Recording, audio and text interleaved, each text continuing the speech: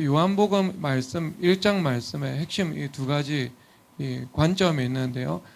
태초에 말씀이 계시니라. 그리고 로고스에 관한 것이고, 그리고 두 번째는 그 말씀이 바로 육신이 되신 것을 말씀을 하고 있습니다. 이것이 이 요한복음 1장을 설명하는 가장 이 중요한 이 두 가지 축이 되죠. 태초에 말씀이 계시니라. 그래서 이 로고스를 어떤 의미로 규정하느냐에 따라서 그 사람의 그 이데올로기가 달라지죠. 그래서 로고스를 물질이다라고 주장하는 사람들은 사회주의자의 삶을 살아가게 되겠죠. 왜냐하면 그들은 이 땅에 존재하는 모든 것의 기본은 물질이다라고 규정을 하고 있기 때문이죠. 그래서 우리가 넓은 관점에서 보면은요, 그 빅뱅 이론 그 자체도 그 유물론의 관점에서 설명을 할 수 있죠. 최초의 물질에서 이 우주가 구성이 되었으니까. 하지만 또 똑같은 그 과학적 사실을 이 기독교인 과학자들은요, 또 지적 설계의 증거로 보고 있죠. 왜냐하면 그 10의 마이너스 100승분의 10의 마이너스 120승 이렇게 이야기를 하잖아요. 그래서 0.0000 해가지고 1, 그 정도의 힘이 더 가해지거나 덜 가해지면 지금 우리가 보고 있는 이 우주는 존재하지 않는다고 말을 하고 있거든요. 그래서 이것을 통해서 하나님에 의해서 설계된 세계 이렇게 말을 하고 있죠. 어쨌든 이제 물질이라고 보는 사람들이 있습니다. 물질, 우리는 그렇게 보지 않죠. 그리고 또 어떤 사람은 이성 이렇게 보는 사람도 있겠죠. 이성. 그래서 이 로고스를 이성이다라고 정리하고 자신의 이성이 분위가 되어서 살아가는 사람이죠. 정확하게 이것은 선악과적인 세계관이죠. 즉 하나님과 하나님의 말씀이 좋다, 좋지 않다라고 규정하고 있는데 내가 스스로 주인이 되어서 좋은 것과 좋지 않은 것을 규정하면서 살아가는 것을 말하고 있습니다. 그래서 이것은 선악과적인 삶이고요. 내가 이성이 주인이 되어서 살아가는 사람이죠. 이런 이성이 주인이 되어서 살아가는 사람들은 비교적 감정이 주인이 되어서 살아가는 사람들에 비해서 삶 속에서 나타나는 가시적인 열매는요, 더 평균적으로 더 뛰어날 수 있습니다. 그러니까 감정이 주인이 되어서 살아가는 사람들은 주로 감각적인 면을 가지고 있거든요. 그러니까 육체 감각, 그리고 그 감각이 만족되는 그런 이 쾌락에 치중하는 삶을 살아가기가 참 쉽습니다. 왜냐하면 그 감정을 통해서 어떤 우리의 죄성의 문이 많이 열리게 되거든요. 일반적으로 그렇죠. 그래서 여러분들이 무언가 좋다라고 말을 할 때 그 감정적인 그 좋고 나쁨을 통해 가지고요, 이 죄성의 문이 열립니다. 그래서 판단하고 정죄하는 거 좋지 않다 열리죠. 그리고 좋다라고 했을 때 그것을 통해서 여러분들이 어떤 물질이나 물질적인 것에 대한 내가 자유하지 못하는 그 탐욕적인 삶을 살아가게 되는 것이죠. 그래서 이 감정이라는 것은 우리 감각의 문이 열리게 만드는 그런 통로 역할을 하는 거죠. 그래서 여러분 일반적으로 볼 때 여러분 세상에서 보면 예술하는 사람들이 죄를 더 많이 짓습니까? 아니면 공학하는 사람들이 죄를 더 많이 짓습니까? 어때요? 일반적으로 보면 둘 다 죄를 많이 짓죠. 성경은 둘 다 죄인이라고 규정을 하고 있거든요. 근데 일반적으로 공대 나와서 연구실에 틀어박혀 연구하는 사람들보다 예술하는 사람들이 훨씬 더 죄를 많이 짓는 경향이 있습니다. 왜냐하면 그 예술은요, 어떤 그 오성이라고 말을 하죠. 그러니까 오성과 오감, 감정과 이 직관, 감각이 발달된 사람들이요, 이 예술가적으로 이 은사와 기능을 발휘하는 경우들이 많이 있습니다. 그렇기 때문에 이 예술적 감각이 뛰어난 사람들이 어떤 감정이나 어떤 이 감각적 죄의 공격에 비교적 취약한 모습들을 우리가 많이 보게 되죠. 그래서 성공한 연예인들은 언제나 뉴스에 헤드라인을 그 죄 짓는 것으로 장식을 하는 경우가 많죠. 그러니까 그 사람들의 로고스는요, 감정인 거예요. 감정. 그것을 신으로 삼고 살아가는 거죠. 그런데 그에 비해서 이성을 주인 삼고 살아가는 사람들은요, 참 쉽지 않습니다. 차라리 이 예술적인 사람들은요, 자기가 죄인인 줄 알아요. 하나님 앞에서. 실제 죄를 짓거든요. 주님 앞에 자기의가 없고요. 예수님의 십자가의 속죄가 무엇인 줄 알고요. 그 죄가 있는 곳에 더 넘치는 그 은혜의 통치를 구하는 그 오히려 겸손한 마음이 있습니다. 그런데 자신의 이성의 능력이 강하고 또 이성으로 살아가면서 삶 속에 적지 않은 열매도 있었다. 그러면은요, 이 사람이 진짜 예수님을 만나고 예수님 앞에 그 높아진 이론이 굴복되는 것은요, 정말 쉽지 않은 거예요. 쉽지 않은 거예요. 그래서 이성을 주인으로 삼고 살아가는 사람이 성령 하나님과 함께 살아가는 그 하나님과의 관계를 아는 것, 이것은요, 정말 요단강을 넘는 것 같습니다. 그러니까 가장 육적인 사람들, 제가 경험한 가장 육적인 사람은요, 감정적이고 예술적인 능력을 가지고 있는 사람이 아니고요, 가장 육적인 사람은 가장 견고한 이성을 가지고 있는 사람입니다. 그래서 그 이성이라는 곳에서 이 육적인 강을 넘어서 영적인 사람이 되는 거, 이것은 정말 이 큰 강을 넘는 것 같더라고요. 그러면 이런 사람들은 주로 이제 어떤 이 함정에 빠지냐면 그 변증법의 함정에 빠지거든요. 근데 이 변증법이 뭐냐면은 이 사회주의가 이 사회주의의 이 논리적인 토대이기도 한데요. 일면 이 타당해 보입니다. 왜냐하면 이 정반합, 그리고 반 해가지고요, 그것을 통합해서 또 높은 차원으로 도약해 나간다. 이렇게 주장을 할 수 있죠. 예수님, 우리가 고난의 관점에서는 고난은 고통스럽다. 근데 고난은 우리 가운데 유익을 준다. 그래서 합 해가지고요, 우리가 고난을 통해서 내가 예수님을 닮은 인격이 이루어지고, 그리고 예수님께서 내게 주신 사명이 이루어질 수 있다. 이렇게 해 나갈 수 있을지 모르겠지만 그럴듯하지만, 그런데요, 사실 제가 대부분 사람들을 보면은요, 이것이 사람들의 그 복잡한 내면 세계 속에서는요, 적용이 되지 않습니다. 하나님의 말씀은 사실이잖아요. 하나님의 말씀으로 만물도 지어졌고 사람도 지어졌잖아요. 그래서 그 말씀에 입각해서 사람도 있는 그대로 파악할 수 있고 만물도 있는 그대로 볼 수 있습니다. 영안의 삶을 살아갈 수 있죠. 우리는요, 말씀이라는 것이 있기 때문에, 말씀 앞에서 모든 만물들이 벌거벗은 것처럼 드러나기 때문에요, 우리는 이 말씀의 투시도를 통해서 건물의 익스테리어만 보는 것이 아니고요, 그 건물의 구조와 건물의 기초와 건물의 설계와 그리고 그 건물의 인테리어와 건물 전체를 밖에서 안을 보면서 살아갈 수 있는 겁니다. 그런데 사람도 볼 수 있고 그리고 만들어진 만물도 보면서 살아갈 수 있게 되는 것이죠. 우리는 이 말씀이라는 이 도구를 우리가 가지고 살아가고 있기 때문에요. 그렇죠? 그런데 우리는 그렇게 살아갈 수 있지만 사실 이 이성을 주인으로 삼고 살아가는 이 사람들은 이 육적인 것에서 영적인 것으로 넘어가는 그 강을 한번 건너가지 않으면은요, 가능하지 않는 거예요. 왜냐하면 변증법의 함정에 빠져 있기 때문에. 그래서 이것이 개인의 내면 세계 속에 들어갈 때는요, 복잡한 내면 세계 속에 들어갈 때는요, 정반합의 평행선 그리고 이 대립구도밖에 되지 않습니다. 예를 들어 여러분 알죠? 기도하면 내 힘으로 일하는 것보다 더 빠르고 강력하다. 여러분 알고 있죠, 이것을. 알고 있는데요, 실질적으로 하나님의 말씀이 진리라는 것까지는 인정하지만 자신의 삶 속에서 이것을 적용하고 실천하려고 할 때는요, 이 불신이 있죠. 그래서 기도할 때 더 쉽고 더 강력하다라는 것들을 내가 받아들이지 않는 거죠. 내 힘으로 일할 때 이것이 더 쉽고 더 가볍다 생각하는 거죠. 그래서 이 두 가지 이 대립구도, 이 변증법 속에서요, 함몰되는 경우들이 훨씬 더 많습니다.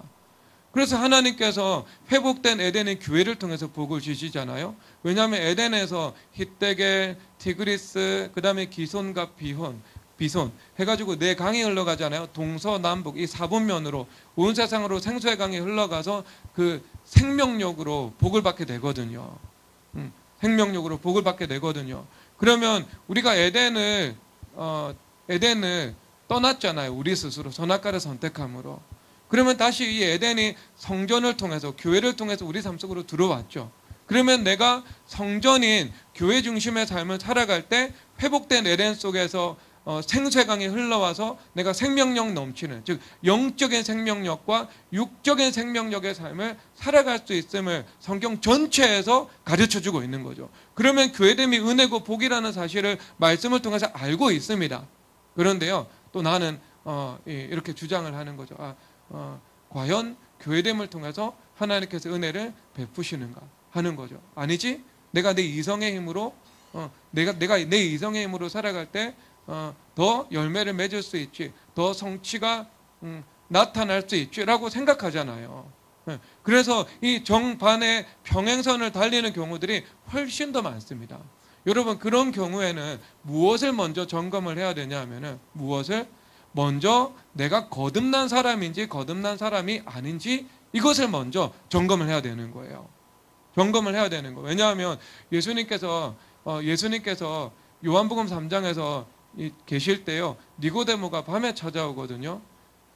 밤에 찾아옵니다. 그럼 니고데모는 이 요한복음 이 저자인 이 요한 사도가 그는 어두움 가운데 있다. 하지만 그는요, 율법에 정통한 사람이었고, 그리고 또 사내들인의 공회원이었습니다. 이스라엘 백성들의 존경받는 지도자였습니다. 그러면 당시 이 유대 사회 속에서 그의 지식이나 그의 도덕성이나 아니면 그의 삶의 성취, 이것이 모든 유대인들이 인정할 만큼 두드러진 결과가 나타나고 있었던 것을 말하고 있습니다. 그런데 예수님께 나왔죠. 그런데 예수님께서 지금 내가 땅의 일을 말하고 있는데 너 지금 이해하지 못하고 있다. 예수님께서 땅의 비유를 통해서 하나님 나라를 설명하는데 이해를 못한다는 거죠. 그런데 내가 하늘의 영적인 것들, 하늘의 이 신령한 것들을 내가 너한테 말을 하면 네가 이해하겠니? 네가 내 살을 먹고 내 피를 먹지 않으면 너가 살아갈 수가 없다고, 너는 생명력이 없다라고 말을 하면 네가 그런 영적인 말을 이해할 수 있겠니? 라고 예수님께서 말씀을 하시는 것입니다. 그리고 나서 예수님께서 결론을 내리시는데요, 영으로 난 사람이 영으로 난 것은 영이다 라고 말씀을 하고 있죠. 그러니까 성령 하나님을 통해서 거듭나지 않으면 너는 내 말을 아예 이해할 수 없다 라고 말을 하는 겁니다. 그래서 이 말씀은 뭐냐 하면은요, 여러분, 이 복음 안에 이성이 있습니까 없습니까? 복음 안에 이성이 있죠. 왜? 기독교는 말씀의 종교잖아요. 말씀의 종교라는 것 자체가 이 말씀의 종교한 법리가 있고 논리가 있다는 것이죠. 그래서 그 말씀의 법리와 논리의 구조를 따라 살아갈 때 우리의 삶이 진정한 복이 된다. 예수님께서 말씀을 하고 있죠. 그래서 내가 곧 길이다. 주님께서 말씀을 하고 계신 거죠. 그 길 가운데 유일한 생명이 있음을 우리는 배워서 알고 있죠. 그런데 여러분, 내가 성령 하나님을 통해서 이성이 거듭날 때 온전한 이성이 되는 거예요. 거듭나지 못한 그 이성은요, 성령 하나님을 통해서 거듭난 이성과 변증법적인 대립관계에 있을 뿐입니다. 그런데 그것은 흑암 속에 있는 거예요. 흑암 속에 있는 거. 그래서 여러분, 도스토옙스키가 그 죄와벌을 쓰거든요. 근데 죄와벌의 에필로그에 이렇게 이야기를 하고 있습니다. 라스콜리니코프의 그 사상과 라스콜리니코프의 사상이 있죠. 그런데 그가 어떤 대의를 실천하기 위해서는요, 이 대의에 방해가 되는 사람은 내가 임의대로 법을 뛰어넘어서 죽일 수 있다라는 생각을 가지고 있죠. 그런데 포르필이라는 그 의로운 재판장이 있거든요. 그 사람은 주장을 합니다. 그럼 모든 사람이 자기가 초인이라고 생각을 하고 자기의 뜻을 실현하는데 방해가 되는 장애물을 가차없이 제거하기 시작한다면, 자신의 그 불완전한 양심에 의지해서 모두가 법을 뛰어넘기 시작한다면 이 세상은 어떻게 될 것인가 라고 반론을 하죠. 결국 자수를 하거든요. 그런데 그 사고의 변증법 안에 갇혀가지고요, 거의 정신착란 증상에 빠져버리는 거예요.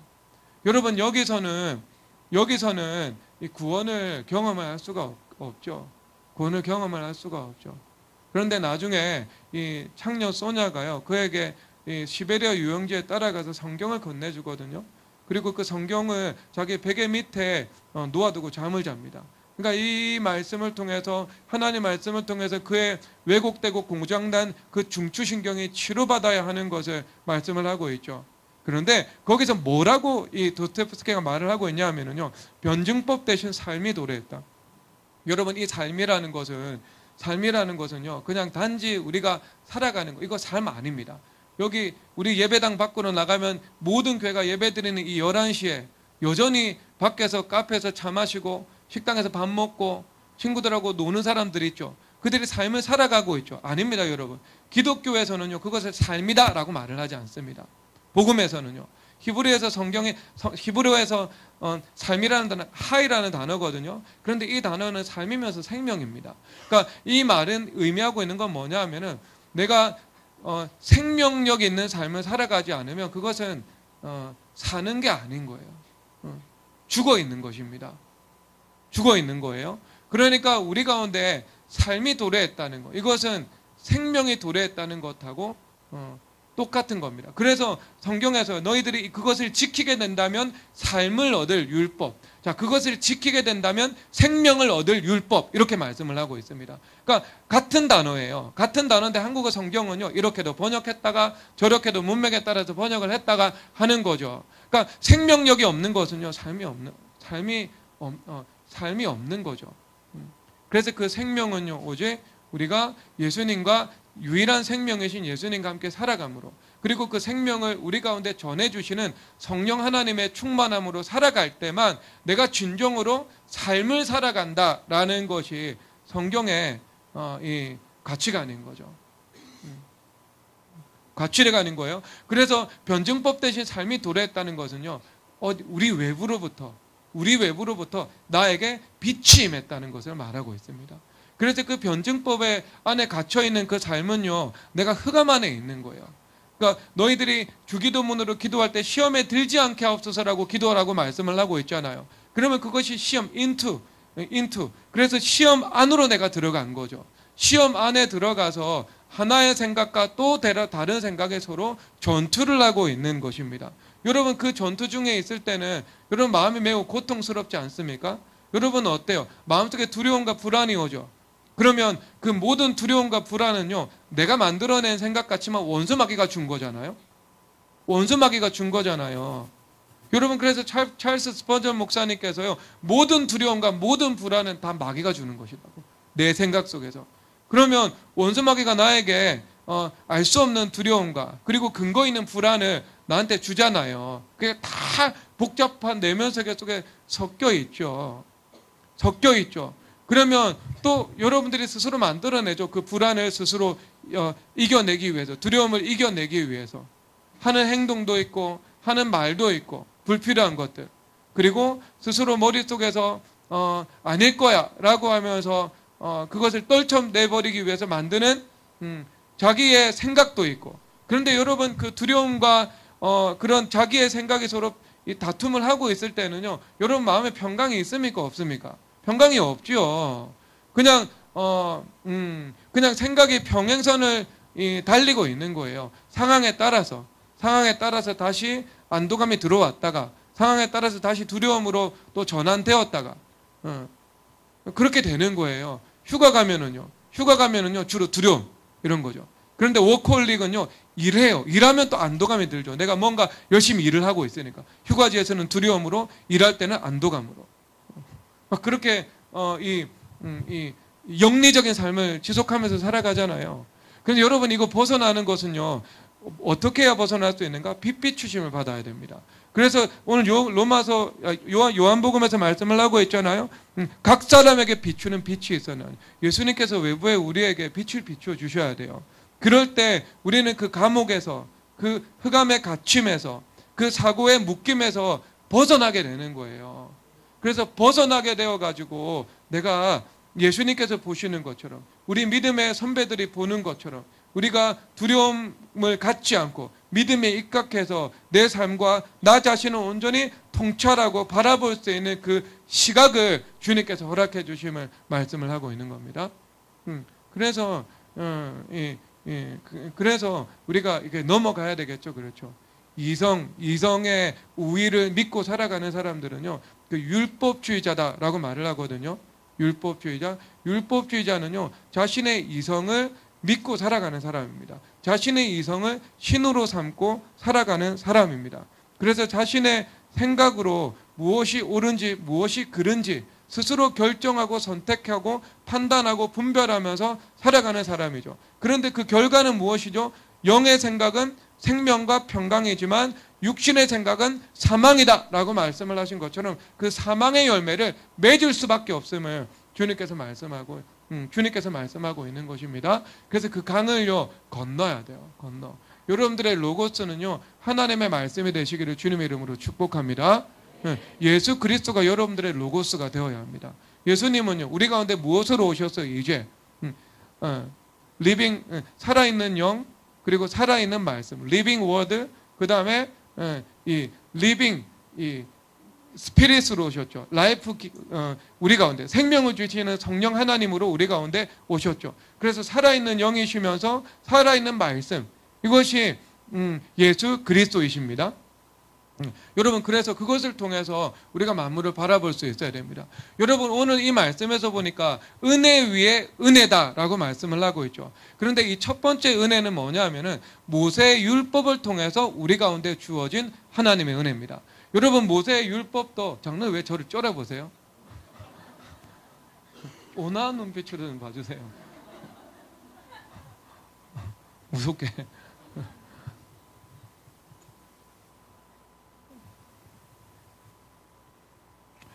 내가 이번 주에 밥 사기로 했는데 그 메뉴가 마음에 안 들어가지고 지금 불만을 표시를 하고 있는 거네.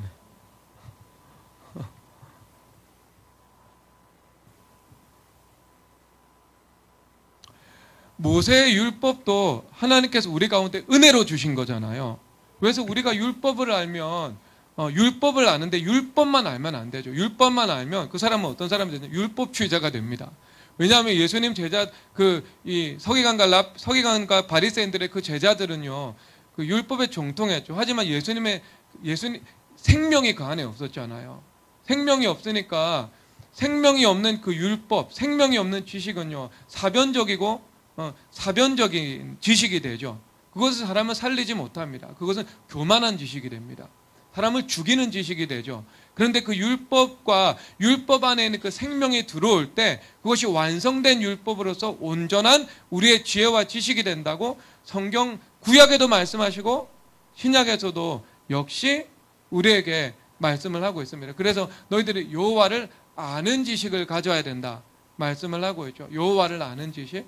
여호와를 아는 지식은 뭐냐면은 이겁니다. 사랑하고 계명을 지킨다는 거예요. 사랑하고 계명을 지킨다. 그러니까 하나님을 지극히도 사랑하는 거죠. 하나님을 사랑한다는 것은 우리가 신약의 관점에서 성령 하나님을 통해서 머리 대신 예수님과의 친밀한 관계를 의미하고 있습니다. 그러면 여러분 하나님을 사랑한다는 거, 하나님과의 관계죠. 그래서 그 하나님을 사랑할 때 하나님의 얼굴을 구하고 하나님의 임재를 구하고 하나님의 은혜를 구하면서 주님 앞에 나아가죠. 한나가 예수님께 하나님 앞에 나아가고 사무엘 선지자가 하나님 앞에 나아가고 다윗이 하루 3번 하나님 앞에 나아가고 다니엘이 하루 3번씩 사자굴에 갇힐 것을 내가 각오하면서도 하나님 앞에 나아가는 것, 그것을 하나님을 향한 사랑이다. 그 사랑에 대해서 그림원으로 그들의 인생을 통해서 보여주고 있는 거죠. 그러니까 그 관계죠.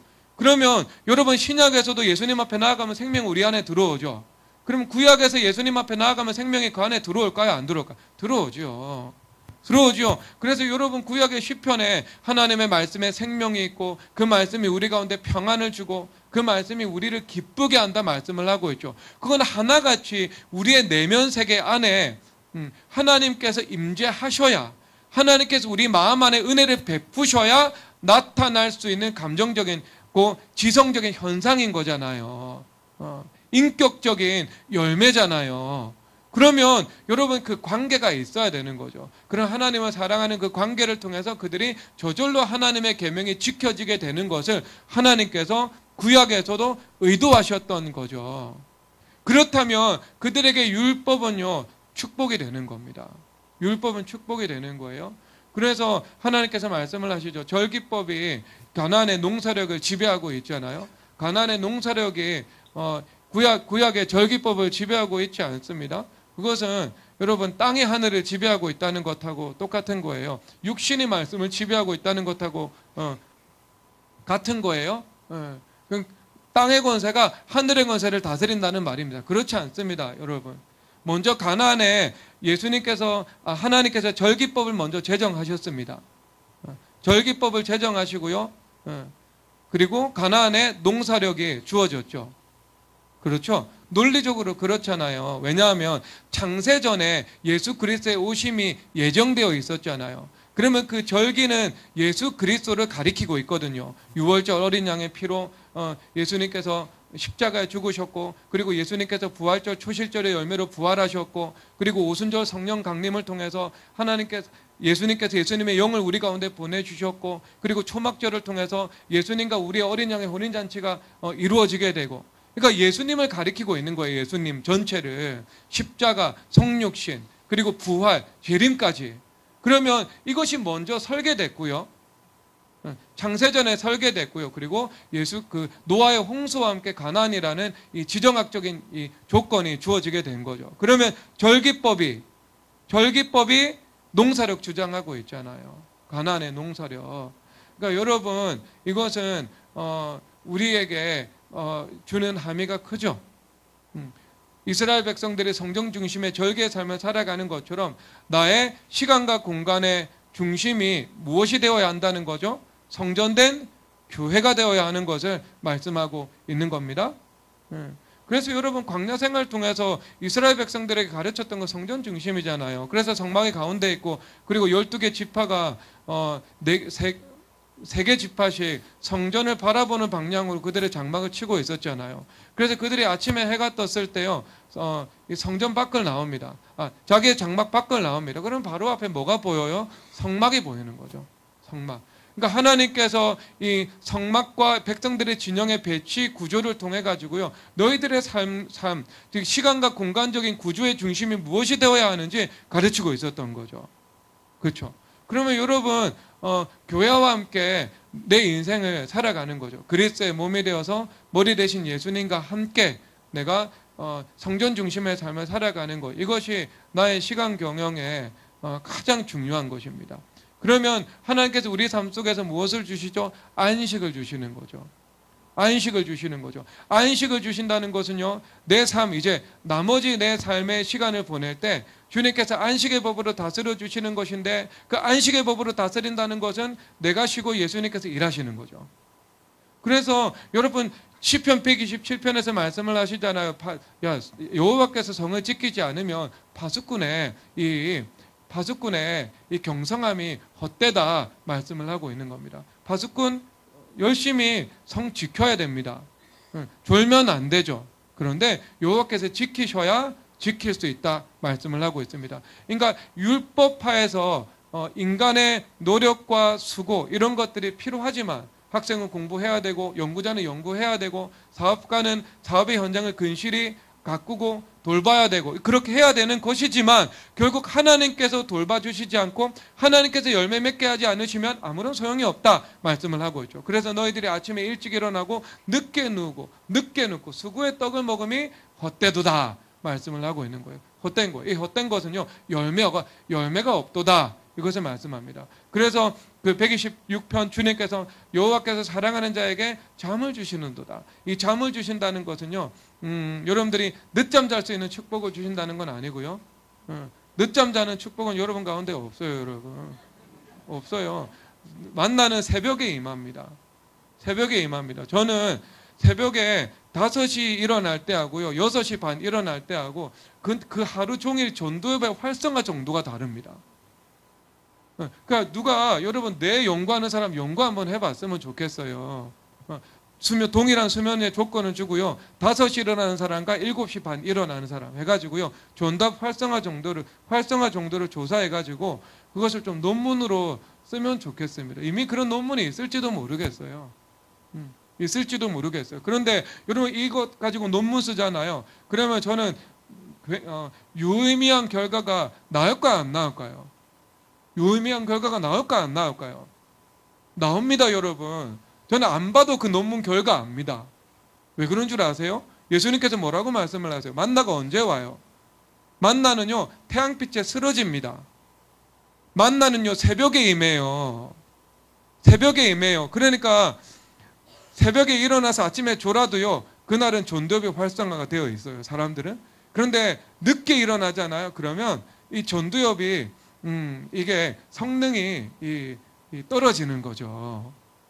왜냐하면 여러분, 하늘에 만나를 주신다는 건 뭐예요? 만나를 주신다는 거. 만나를 주신다는 건 사람의 떡으로만 사는 것이 아니요, 하나님 말씀으로 산다는 거죠. 그러면 신명기 4장에서 하나님의 율법은 너희의 지혜요 지식이다 말씀을 하고 있잖아요. 하나님 말씀에서 지혜와 지식이 나오거든요. 그러면 만나를 먹어야 내 삶 속에 성령 하나님의 지혜가 흘러나오는 거 아니겠어요? 그러니까 아침에 일찍 일어나야 만나를 먹고 지혜가 임한다. 아침에 늦게 일어나면 만나를 먹지 못하고 지혜가 없다. 그러면 그 하나님의 지혜가 우리의 마음 속에, 그리고 우리의 사고 속에 임하잖아요. 그러면 우리의 사고, 즉 이 사고의 기능이요, 약화가 되는 거예요. 약화가 되는 거. 늦잠을 자버리면. 그래서 아침에 일찍 일어나는 것이요, 중추신경의 성과는 월등히 활성화될 겁니다. 왜냐하면 하나님의 말씀대로 우리의 영혼과 육체가 만들어졌잖아요. 말씀대로 살아가야 복이 되거든요. 만물도요, 말씀으로 지어졌죠. 말씀대로 살아가야 만물에서 그것이 복을 받게 되거든요. 그렇기 때문에 말씀 그대로 나타날 수밖에 없습니다. 그대로 나타날 수밖에 없어요. 그러니까 우리의 이것도요, 연구하면 분명히 나타날 거예요. 나타날 거예요. 자, 그래서 여러분, 하나님께서 이 구약 시대에 모세의 율법을 우리 가운데 허락해 주셨죠. 그런데 그 모세의 율법을 하나님께서 우리에게 은혜로 주신 것이다라고 예수님께서 말씀을 하고 있습니다. 그래서 우리가 이 모세의 율법도요, 하나님을 사랑하면서 계명을 지키게 될 때 그의 삶 속에 하나님께서 분명한 은혜를 주님께서 허락해 주시는 거예요. 허락해 주시는 거예요. 그래서 주님께서 말씀드린 것처럼 기쁨도 주시고 평강도 주시고 내면에 하나님께서 만나를 통한 하나님의 지혜도 허락하시고 그리고 성전 중심의 절기의 삶을 살아갈 때 하나님께서 그 농사력을 주장해 주시는 그 복도 하나님께서 허락해 주시는 것이죠. 그렇죠. 그러니까 여러분들이 교회 중심의 삶을 살아갈 때, 율법대로 교회 중심의 삶을 살아갈 때 농사력의 복을 허락해 주시는 겁니다. 이른 비와 늦은 비를 때를 따라 주셔서 여러분들의 땅을 아름다운 소낙비로, 성령 하나님의 소낙비로 아름다운 땅이 되게 만들어 주시고, 그래서 그 아름다운 땅에서 높은 생산성의 열매를 주님께서 허락해 주시는 것이죠. 그러니까 여러분, 이것이 성령 하나님의 스마트팜이죠. 최적화된 조건을 허락해 주실 때 땅의 생산성이 77배 높아지잖아요. 현대 이 과학으로도요. 그러니까 하나님께서 때를 따라서 이른 비와 늦은 비를 주시는 거죠. 우리의 시간을 조정해 주시고 시간의 열매를 맺게 해주시고, 이게 때의 복이죠. 그렇죠. 우리의 시간 사용을 주장해 주시고 시간의 열매를 주님께서 맺게 하시는 거, 이게 때의 복이잖아요. 그리고 그 시간의 열매와 함께 하나님께서 땅의 아름다움을 허락해 주셔서, 그러니까 이 땅이 성령 하나님의 스마트팜이 되어서 최적화된 조건이 구성되게 만들어 주셔서 열매 맺게 해주신다, 주님께서 말씀을 하고 있는 것입니다. 그런데 그게 어디서 나온다고요? 다 율법에서 말씀하시는 그 절기법에 의해서 내 인생을 이루어 나갈 때, 꾸려 나갈 때 하나님께서 허락해 주시는 선물이라는 겁니다. 그러니까 구약의 백성들도요, 그렇게 살면 하나님의 은혜를 공급받으며 살아갈 수가 있었습니다. 근데 여러분, 이스라엘 백성들의 역사는 대부분 실패했습니까? 아니면 성공했습니까? 이스라엘 백성들의 역사는요, 대부분 실패의 역사입니다. 그들이 성공한 역사는요, 족장들의 시대, 그렇죠. 족장들의 시대가 있었고, 그리고 광야 시대에서도요, 대부분의 사람들이 실패했습니다. 여호수아와 갈렙 빼고. 그리고 그 광야 세대들이 잘 훈련받았습니다. 성막 중심의 삶을 살아가면서 예수님께서 가라 하면 가고, 예수님께서 멈추라 하시면 멈추는 그 훈련. 그러니까 그의 인격을 통해서 하나님과 관계를 맺으며 성령 하나님 안에서 기도드리고 성령 하나님의 인도를 받으며 살아갈 수 있는 그 훈련을 충분히 받은 거죠. 그러니까 그들은 무슨 훈련 받은 거예요?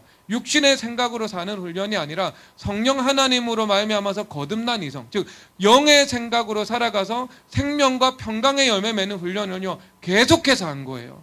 그래서 그 세대가 여호수아 세대가 되어가지고 가나안 정복하죠. 그런데 그 이후에 또 대부분 실패하고 다윗과 솔몬이 등장하고 또 계속 실패하고 그리고 바벨론 유수에 가서 하나님을 의지하지 않을 수밖에 없는 그 환경 속에서 하나님을 의지하게 되죠. 삶 속에서 시험이 오고 환란이 오고 고난이 오고 거의 이 민족 전체가 멸망할 만한 그런 위기에 빠지고 그러다 보니까 백성 전체가 언제나 이 컨틴전시 플랜을 가동하면서 살아갈 수밖에 없는 거예요. 그러다 보니까 백성들이 늘 위기 상황 속에서 늘 기도하고 늘 하나님 의지하는 삶을 살아간 거예요. 그러니까 바벨론 유수 그 이후의 시대는요 성공했죠. 다니엘, 느헤미야 같은 사람, 에스더 같은 사람들이 나왔죠. 그런데 다시 가나안 땅으로 돌아와서는요 또다시 그들은 실패에 빠져버렸습니다. 그러면 여러분 이스라엘 백성들이 왜 실패했을까요? 왜 실패했을까? 첫 번째, 바벨론 유수 전에 이스라엘 백성들이 실패한 것은요 율법을 지키지 않았기 때문에 실패했다 말씀을 하고 있습니다. 그래서 열왕기하 마지막 장에서는요 왜 실패했는가? 그들이 안식하지 않았기 때문이다. 그들이 안식이라는 그 절기법에 순종하는 삶을 살아가지 않았기 때문에 그들이 실패했다. 그래서 하나님께서 강제로 바벨론 70년의 유수를 통해서 그들의 토지가 안식할 수 있도록 주님께서 의도하셨다고 말씀하고 계시죠. 그러니까 여러분들이 안식을 하던가 아니면 강제 안식이 주어지던가 이거 두 개밖에 되지 않을 겁니다. 두 개밖에 되지 않아요. 여러분 성현재 군 아버지가 암으로 돌아가셨잖아요. 그런데 이분이 암으로 예수님과 전혀 율법주의자의 삶을 살아왔습니다. 평생 자신의 힘으로 자신의 인생을 개척하면서 살아오셨어요. 그런데 교회는 다니셨어요. 교회 다니는 율법주의자셨죠. 그러다가 암이 한 번 오셨거든요. 그리고 암이 온 다음에 치료가 되셨어요. 한 번. 근데 치료가 되기 전에는요 자식들한테 이야기를 했대요. 나 이제 이 암 치료되면 이제 주님을 위해서 충성하면서 살 거다고. 근데 주님을 위해서 충성하면서 살 거다는 이 다짐이요 싹 망각된 거죠. 그리고 다시 예전의 삶으로 돌아가셨습니다. 근데 다시 병이 오셨어요. 그리고 나서는 이제 회복되지 않고 돌아가셨거든요. 그런데 그때 제가 삼성병원에 있을 때요. 그분 우리 교회 다니지 않았지만 현재 형제가 부탁해서 마지막 임종기도를 하러 갔습니다. 임종기도를 했거든요. 임종기도를 받고 나서 그분이 깨어나셨어요. 잠깐이에요. 깨어나셔서 한마디 남기셨습니다. 현재하고 아내 이 집사님한테요. 남긴 게 뭐냐면은 내가 기도 생활이 최고다. 믿음 생활 잘해라. 내가 이것만 남긴다. 그리고 다시 의식 잃으셨어요. 그리고 누나, 딸이 왔을 때는요. 아버지 하고 대화 주고받지 못했습니다. 그리고 바로 돌아가셨어요. 바로 돌아가셨어요, 여러분. 여러분 이게 마지막 유언이에요. 마지막 유언. 내가 살아보니까 이제 죽을 때가 되어보니까 천국 갈 때가 되어보니까 제일 중요한 게 무엇인가? 기도 생활하는 것이고 내가 믿음 잘 지키며 살아가는 것이다 라고 결론을 내려버린 거예요. 그래서 여러분 전도서 기자가 말씀을 하고 있잖아요. 너희들 헤아의 삶은 헛되다고. 그래서 너희들이 창조주 하나님을 기억하는 삶을 살아가라고. 청년의 때 너희 마음대로 한번 살아보라고. 그런데 살아보면 나중에 후회하는 때가 올 것이라고 말씀을 하고 계신 거예요. 여러분 그 헛되다는 것은요 유익한 것이 없다는 거죠. 유익한 것이 없다. 열매가 없다. 천국에 가서 받을 상급이 아무것도 없다. 그런데 창조주 하나님을 기억하는 삶은 헛되지 않고 그것은 유익하고 열매 맺는 삶임을 역설적으로 우리 가운데 설명을 해주고 있는 겁니다. 그러니까 율법을 지키지 못한 삶인 거예요. 율법을 지키지 못한 거. 그러면 그것이 이스라엘 백성들의 실패 원인이었습니다. 그러니까 바벨론 유수된 백성들이요. 우리가 왜 이렇게 실패를 하고 고난을 당할까라고 하다 보니까요. 율법 지키지 못했다는 그 결론이 나온 거예요. 그래서 그 결론으로 인해 가지고 이제는 율법을 잘 지켜야지라고 나갔습니다. 여러분 그렇다면 이것은 목적과 방향은요. 그릇된 것이 아닙니다. 옳은 거예요. 옳은 거예요. 여러분들이 하는 일 가운데 목적과 방향이 그릇되지 않고 거룩하고 옳은 일들이 분명히 있죠. 예를 들어 교회를 세워나간다. 아니면 내가 선교를 한다. 여러분 그러면 여러분 이것은 거룩한 거예요? 거룩하지 못한 거예요? 거룩한 거예요.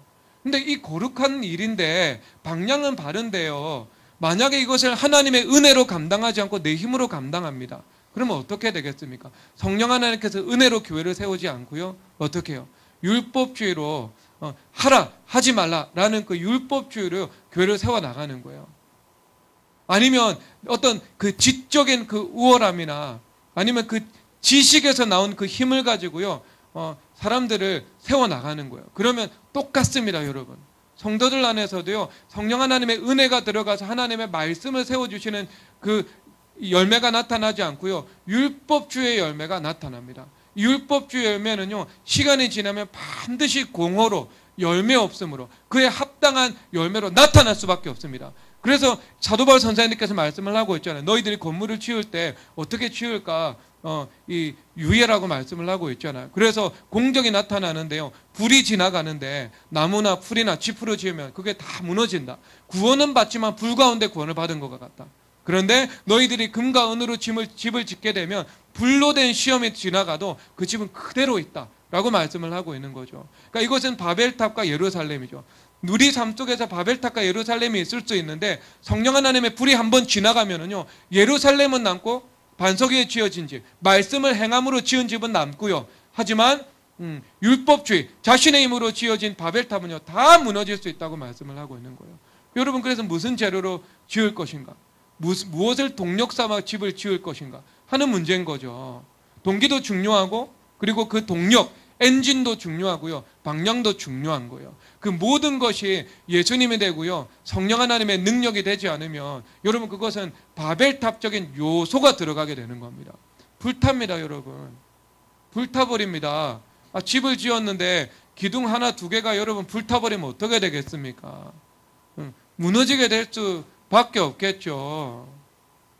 무너질 수밖에 없겠죠. 그러니까 목적과 방향이 거룩하다 했고 해가지고요, 그것이 하나님 나라의 건물이 세워지는 것은 아니라고요. 무엇을 동력과 자원 삼아 지었는지도 매우 중요한 중추적인 점검 사항입니다. 그러면 여러분 삶 속에서도 마찬가지죠. 목적과 방향은 거룩해. 내가 사업해서 돈 벌어서 하나님 앞에 영광 올려 드릴래. 목적과 방향이 거룩해요. 그런데 여러분, 그 방법론이 하나님의 은혜의 방법론을 따르지 않습니다. 그런데 그 방법론이 인본주의적인 방법을 따르고 있습니다. 그러면 하나님께서 그거 복을 주시겠습니까? 복을 못 주시죠. 복을 못 주시죠. 그래서 제가 예전에 설교할 때 다단계 하지 말라고 그랬잖아요. 다단계. 다단계 구조 안에 들어가지 말라고. 왜냐하면 이 다단계라는 것은 제가 예시적으로 설명을 하고 있는 거예요. 다단계 구조 안에 들어가는 것은 자기중심적인 거잖아요. 그러니까 예수님 중심의 사랑을요, 그대로 영리로 뒤집었거든요. 그래서 그때부터는요, 모든 사람들을 바라볼 때 섬김과 그 다음에 그 언약 관계 안에서 내가 신실함과 성실함으로 내가 봉사하고 그에 합당한 내가 계약의 의무를 다함으로 그 계약에 대한 보상을 받고, 이것이 하나님께서 허락해 주신 그 언약관계의 선이잖아요. 언약관계의 선이잖아요. 그래서 한국은 반도체를 만들어서 사우디에 팔고, 사우디는 석유를 만들어서 우리나라에게 팔고, 그래서 그 언약관계 가운데 상호 유익과 복을 누릴 수 있게 되는 것이거든요. 이것은 선입니다. 선입니다. 도움을 주고 도움을 받는 만물의 구조로 만드셨고 교회로 만드신 거예요. 만물과 교회는 하나니까 결국. 예수님 재림하시면. 그렇죠. 그 안에서 이루어지게 되는 것인데, 여러분, 다단계는요, 사람들을 어떻게 보잖아요. 사람들을요, 돈으로 보는 거죠. 사람을 도구적으로 보게 되어 있는 거죠. 나를 위해서 이용하는 그런, 이용당해야 되는 사람으로 보게 되는 거잖아요. 여러분, 이게 자기 중심적인 구조를 그대로 말하고 있는 거예요. 이거 그대로 말하고 있는 거예요. 그렇게 영적인 본질이 구축될 수밖에 없습니다. 그러면 여러분, 다단계 해가지고 돈 벌면은요, 다단계 해가지고 돈 벌면 그 돈 다 사라집니다. 나중에 성령 하나님의 불이 한번 점검하면서 지나가잖아요. 그 돈 하나도 남지 않습니다. 그리고 뿐만 아니라 여러분, 다단계에서 돈 벌잖아요. 그러면 다단계 최상층부에 있는 사람들 한번 보십시오. 반드시 가정 파탄 나 있습니다. 아니면 눈빛 보세요. 다른 영 받아 있습니다. 다른 영 받아 있습니다. 그렇게 사람을 볼 수밖에 없어요. 제가 코로나 기간에요, 거의 매일같이 기도드리는 게 한국 교회 코로나 걸리는 교회 없게 해달라고 기도드린 거예요. 예. 왜냐하면 이게 교회에서 코로나 확진자가 나올 때마다 너무 떠들어대니까 열받잖아요. 그러니까 날마다 기도를 드렸거든요. 그런데 제가 이게 네이버 뭐 이렇게 지나가는 뉴스로 교회에서 감염자가 20명이 나왔다 이런 기사를 한번 본 적이 있어요. 잘 안 보지만 한번 지나가면서 기분이 나쁘죠. 근데 주일날 새벽 기도를 오는데요. 그날 제가 그날따라 택시를 타고 왔습니다. 택시를 탔어요. 그런데 거기서 택시 기사가요 뉴스를 딱 켜는 거예요. 그 뉴스 턴온 하는 거예요. 갑자기. 그런데 그 뉴스 내용이 뭐냐면은 한 교회에서 20명의 감염자가 나왔고 그리고 그 중에 15명 정도인가 그 중에 대부분은 다단계 모임 참여 관련자입니다 라고 말을 하는 거예요. 그리고 나서 다시 또 바로 끄는 겁니다. 그래서 그 뉴스 나온 시간이 10초에서 15초도 안 되는데요. 제가 하나님께서 저한테 위로해 주시는 것 같더라고요. 왜냐하면 저는 한국 교회 안에 코로나 틈타지 않게 해달라고 기도를 드리고 있는데 틈을 탔잖아요. 기분 안 좋잖아요. 우리 교회 일은 아니지만 다른 교회 일은 아니지만 예수님의 명예가 실추되니까. 그런데 하나님께서 주장하시잖아요. 그러니까 하나님께서 이 다단계 모임 제가 어떤 관점으로 보고 있는지 아시잖아요. 지금 저한테 위로하신 거예요. 그거 이유가 있다. 내가 드러낸 거다 그거는. 라고 주님께서 말씀하신 거예요. 그것은요. 그러니까 저한테는 그게 확증적인 것이었어요. 확증적인 거. 확증적인 거. 그래서 여러분 그것도 어떤 그 율법대로 행할 때 그렇죠. 율법대로 행할 때 내가 이 땅의 삶을 살아갈 때 어떤 하나님께서 주시는 하나님께서 일하시는 것들, 하나님께서 열매 맺게 하시는 일들에 편성될 수 있는 것을 말하고 있습니다. 그러니까 구약의 백성들도 주님 앞에 기도드리고 하나님 앞에 은혜를 구하면서 살아가면 그들도 하나님께서 주시는 내면 세계의 은혜를 받을 수 있었고요. 그리고 가나안의 삶 속에서 그 안식과 평강을 얼마든지 누리고 살아갈 수 있었습니다. 하지만 실패했다고. 율법을 지키지 못해서 실패한 거예요. 그런데 그 다음에는요. 바벨론 유서에서 돌아온 그 백성들이 실패한 것은 이제 자신의 힘으로 율법을 지키고자 했기 때문에 실패한 겁니다. 그러니까 여러분 그 예수님 시대 당시에 서기관과 바리새인들이 예수님과 계속 논쟁을 주고받잖아요. 그런데 그들의 모습이 과거의 이스라엘 백성들이 우상 숭배를 하고 안식일을 지키지 않고 무법하게 살아가는 그 모습들하고는 너무 다르죠. 율법을 지켜도 너무 잘 지키는 것 같고 율법을 지켜도 너무 과도하게 지키는 것 같죠. 그런데 예수님께서 말씀하시기를 너희들이 서기관과 바리새인보다 나은 의를 가지지 못하면 결단코 하나님 나라에 들어갈 수 없다 이렇게 말씀을 하고 있습니다. 여러분 이 말씀은 그들의 그 율법의 지킴 자체에 대해서 예수님께서 문제 삼으신 것이 아니고요. 그들이 무엇으로? 예수님의 생명으로 성령 하나님의 능력으로 율법을 지키는 것이 아니고 하나님을 사랑하면서 계명을 지키는 것이 아니고 자신의 힘으로써 율법을 지키려고 하는 그 시도 이것에 대해서 예수님께서 철퇴를 가하고 계신 것입니다. 그러니까 율법을 지킨다는 그 목적이 거룩하고 선하다 할지라도요. 여러분들의 삶을 살아가는 목적이 거룩하고 선하다 할지라도요. 돈을 버는 목적이 거룩하고 선하다 할지라도요. 여러분들이 그 돈을 버는 그 과정이 예수님의 생명으로 돈을 벌지 않는다면 성령 하나님의 능력으로 여러분들이 세상의 일들을 감당하지 않는다면 그것은 예수님과 상관이 있다 없다 없는 거죠. 율법주의자의 율법 지킴입니다. 그것은요. 예수님 칭찬하신 적이 없어요. 율법주의자들이 율법 지키는 거 가지고 칭찬하신 적이 없다고요. 그것은 왜? 예수님의 힘으로 그것을 예수님의 생명을 동력 삼아 율법 지킨 것이 아니니까 하지 말라는 그 지식이 있었고 그리고 그 지식을 자신의 힘으로 지키고 이 땅에서 구현하려고 했던 것이니까. 그러니까 사도 바울 선생님은요 심지어 그 자기의 의로 힘써 하나님의 의를 대적하느니라 라고 말씀을 하고 계신 거죠. 하나님의 의를 대적한다고 오히려. 여러분 그래서 예수님께서 화했을진저 서기관과 바리새인들이요 라고 말씀을 하고 있는 겁니다. 그러면 여러분 어떻게 해요? 예수님 말씀에 의하면 율법을 버려야 됩니까? 아니죠. 율법은 그대로 있는 거죠. 왜? 하나님의 영이 율법의 요구를 이루시니까. 그러면 무엇이 필요한 거예요? 우리 안에 성령 하나님이 들어오셔야 되는 거예요. 성령 하나님이 들어오셔야 되는 거. 그래서 생명을 주시는 성령 하나님이 우리 가운데 들어오셔서 성령 하나님께서 주시는 생명과 능력으로 우리가 하나님께서 허락해 주신 그 거룩한 목적과 사명을 이 땅 가운데서 이루고 하라고 하는 것을 하고 하지 말라고 하는 것을 하지 않으며 살아가야 하는 것을 말씀하고 있는 겁니다. 여러분 안에 생명력이 있어야 돼요.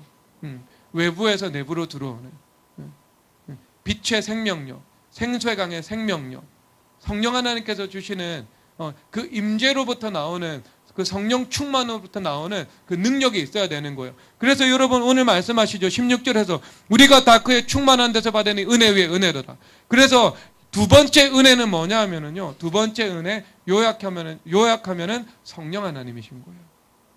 성령 하나님. 성령 하나님께서 우리 가운데 들어오셨다.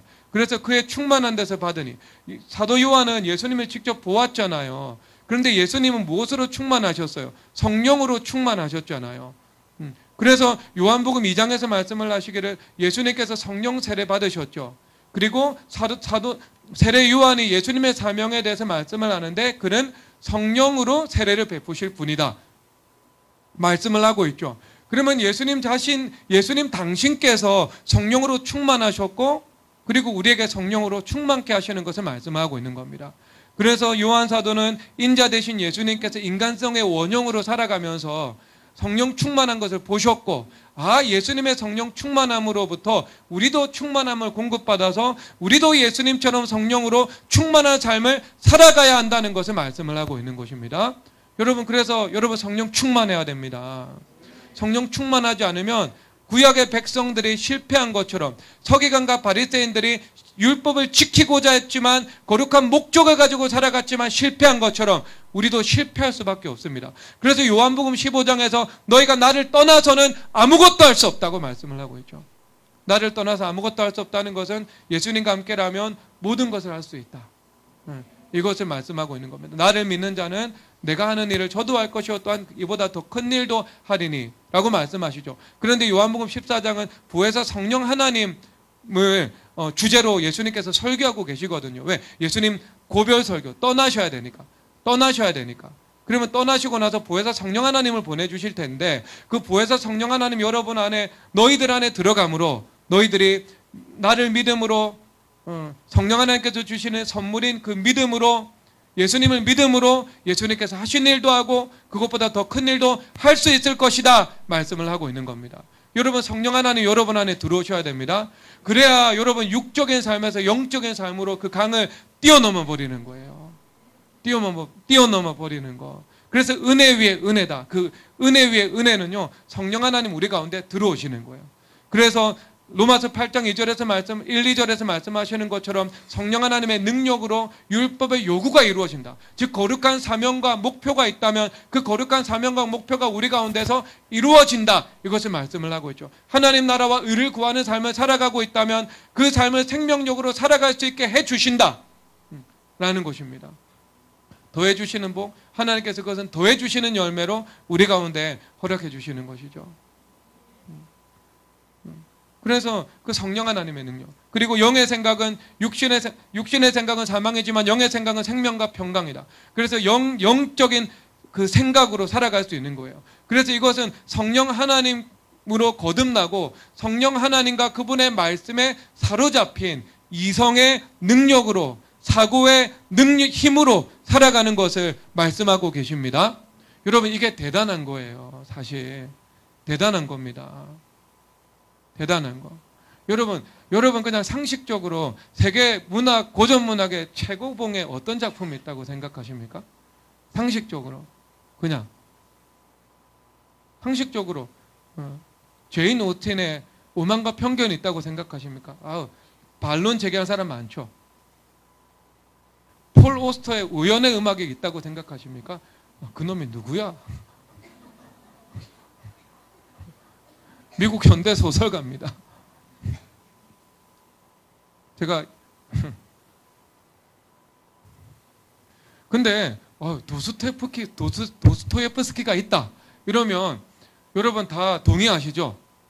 일단 그거 그 한 자리는 비워두고 나머지 톨스토이도 넣고 그 다음에 빅토르 위고도 넣고 C.S. 루이스도 넣고 그다음에 J.R. 톨킨도 넣고 넣을 수 있는 거잖아요. 그런데 여러분 제가 경악하는 줄 알았습니다. 왜냐하면 도스토옙스키가요 제와벌과 카라마조프 형제들을 쓰는데 글로 쓰지 않고 입으로 썼대요. 구술을 했대요.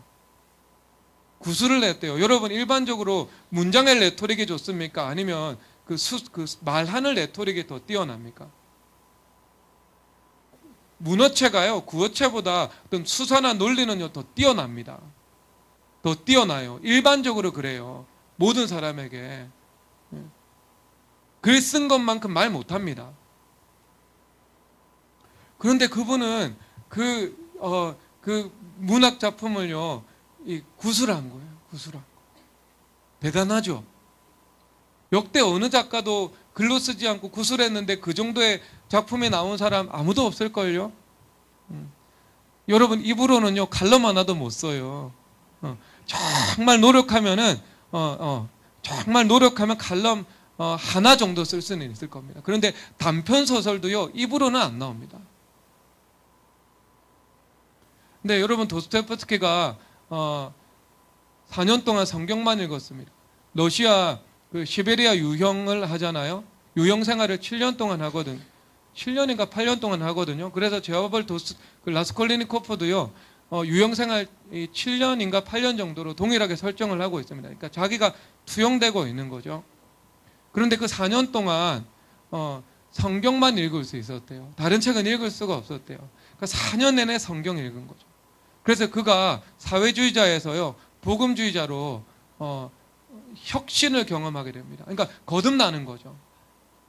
그리고 거듭난 다음에요 그가 작품을 썼는데 구수라는 작품이 나왔는데요. 여러분 이런 이 걸작품이 나온 거죠. 여러분 이것이 성령 하나님의 능력이거든요. 성령 하나님의 능력이에요.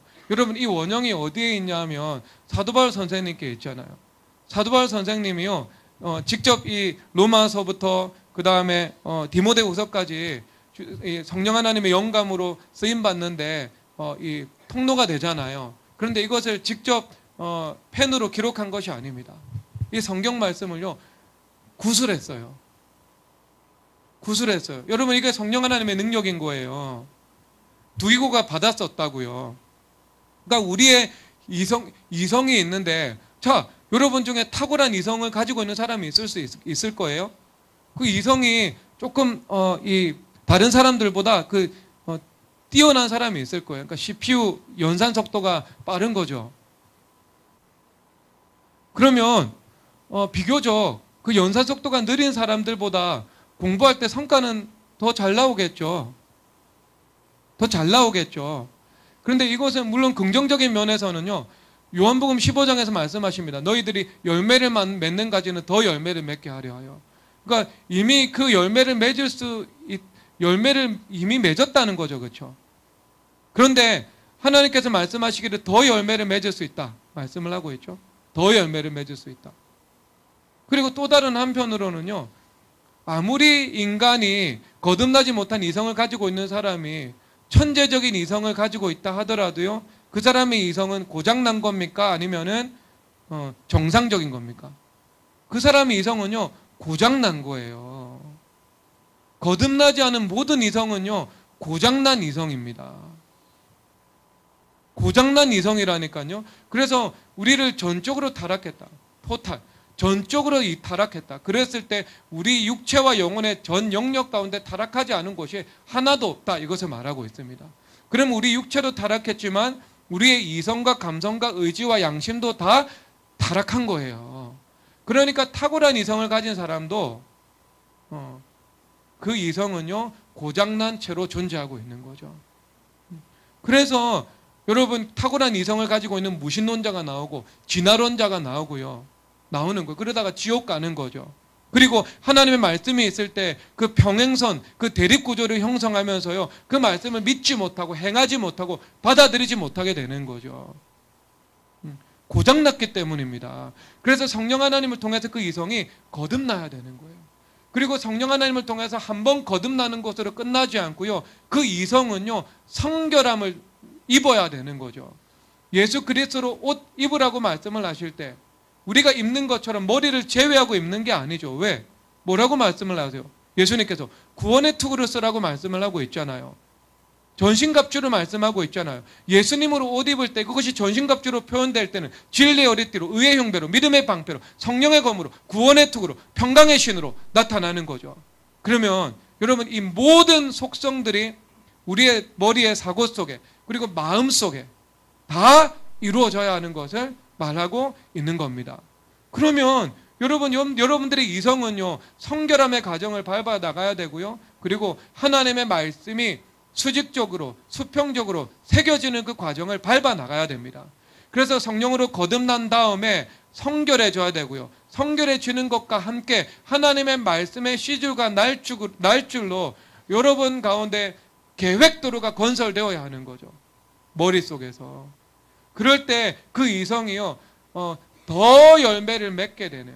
그런데 그 열매를 맺는 것이 자신의 힘과 자신의 지혜로 나타나는 열매가 아니라 영의 생각으로 나타나는 성령 하나님의 지혜로 맺어지는 열매가 되는 거죠. 그래서 여러분 로마서 1장에서 스스로 지혜 있다 하나 어리석게 되어 말하고 있잖아요. 스스로 지혜 있다라고 주장하잖아요. 능동태입니다. 그러니까 세상에서 똑똑한 사람들이요, 자기 머리 믿고 살아가는 거예요. 자기 이성의 힘을 신뢰하고 살아가는 사람이에요. 그런데 그 다음 수동태가 나타납니다. 어리석게 되는 거예요. 어리석게 되는 거.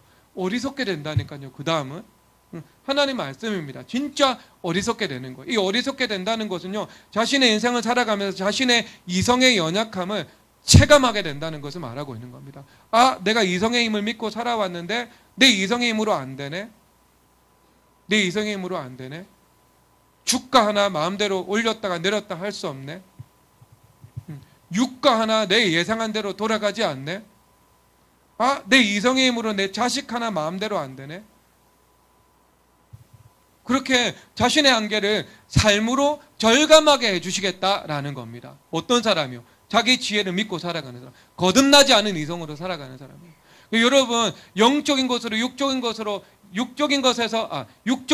영적인 것으로 건너가는 여러분 그 강을 건너야 됩니다. 그 변증법적인 흑암에 갇힌 사고의 틀에서 성령 하나님의 빛 주심을 받아가지고요, 뛰어 넘어가야 되는 거예요. 그래서 말씀과 성령으로 사고가 거듭나고요. 그리고 하나님의 말씀에 수직적이고 수평적인 사고의 구도가 형성되고요. 그리고 여러분들의 마음과 중추신경이 그리스도의 보혈의 능력으로 성결케 됨을 누려야 되는 것입니다. 그렇게 될 때 여러분의 사고는요, 생각은 영의 생각이 풍성하게 나타나서 열매 맺게 되는 거죠. 그러니까 사도 바울 선생님께서 구슬로 기록을 했을 때 이런 하나님의 말씀이 되어서 완전하고 오류 없는 말씀이 되어서 이 수많은 사람들을 살리는 복음이 되는 것처럼 쓰임을 받은 거죠. 쓰임을 받은 것처럼 우리가 쓰임을 받게 되는 거죠. 성령 하나님의 능력이 우리 가운데 나타나는 것을 말씀하고 있습니다. 그래서 여러분 복된 안식의 삶을 살아가는 것은요, 내 힘으로 살아가는 것이 아닙니다. 성령 하나님께서 베푸시는 하늘의 은혜와 능력을 힘입어서 살아가는 삶입니다. 그럴 때 성령 하나님께서 우리의 삶을 지켜주시고 성령 하나님의 스마트팜 속에서 내가 하는 일을 씨를 뿌릴 때 그것이 열매 맺게 하시는 하나님의 은혜를 더하여 주시는 것입니다. 여러분의 힘으로 살아갈 것입니까? 아니면은 성령 하나님의 능력으로 살아갈 것입니까? 율법주의자에게는요, 자신의 힘으로 수고하면서 살아가고 가시와 엉겅퀴를 거두는 길입니다. 그런데 하나님의 은혜로 살아가는 사람은요, 내 힘이 아니라 성령 하나님의 능력을 덧입어서 살아가는 사람이고, 그래서 성령 하나님께서 주시는 열매를 풍성하게 거두는 것이죠. 그럴 때 열매를 맺지 못하는 사람은 열매를 맺게 되고, 열매를 맺는 사람들은 내가 연단을 통과함으로 더 많은 열매를 맺게 되고요. 그리고 그것이 하늘의 영원한 상급과도 관련되는 영생의 삶과 이 영생의 삶으로 지속되는 하나님께서 베푸시는 그 생명의 열매가 끊임없이 맺어지게 되는 것입니다. 여러분, 그런 은혜를 풍성히 누리시기를 주님의 이름으로 축복합니다. 이 시간 찬송하도록 하겠습니다. 은혜 찬송하겠습니다.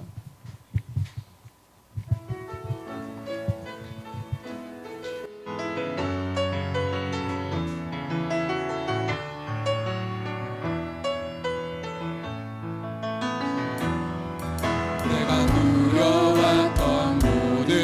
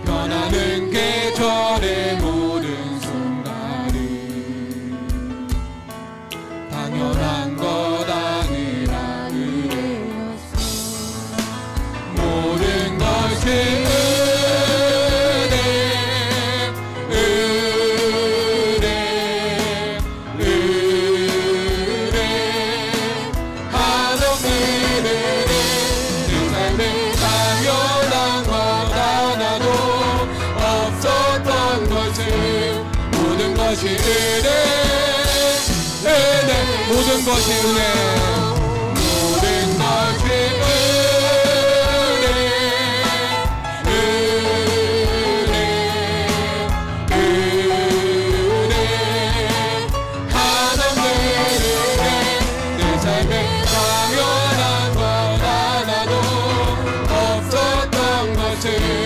모든 것이 은혜,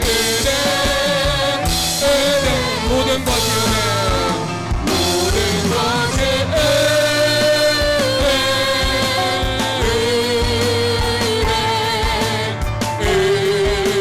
은혜, 한없는 은혜, 내 삶에 당연한 것 하나도 없었던 것이 모든 것이 은혜. 마지막 모든 것이 은혜, 모든